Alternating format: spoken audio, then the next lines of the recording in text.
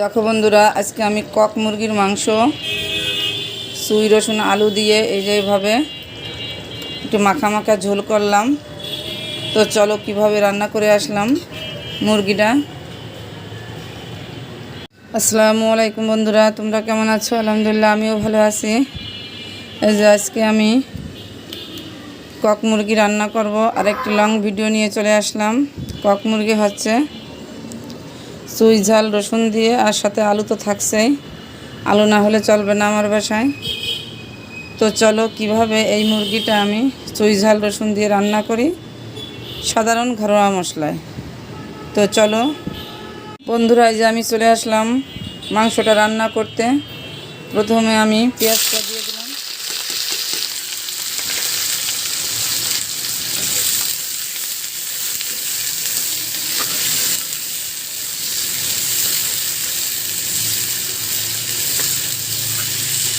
আদা বাটা, না ওটা রসুন বাটা, আদা বাটা,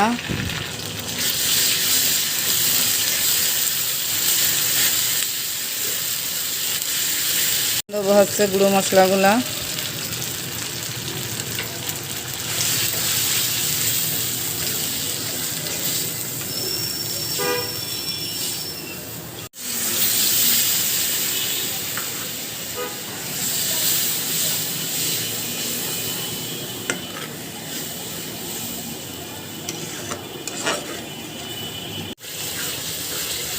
মশলাটা ভালো করে কষানো হয়ে গেছে।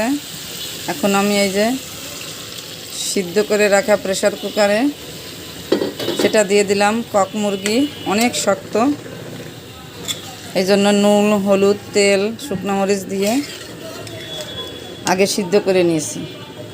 এবার দেব রসুন, চুই ঝাল আর কিছু টমেটো।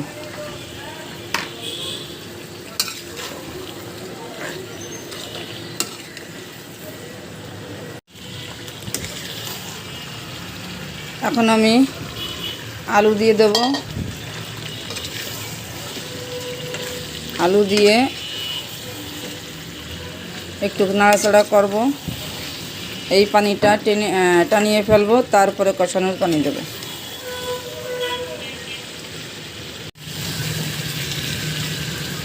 এই দেখো বন্ধুরা, মাংসের যে আলগা পানিটুকুন ছিল, কষানোর সময় যে মশলার যে পানিটা ছিল, সে পানিটা কিন্তু টেনে গিয়েছে। এখন আমি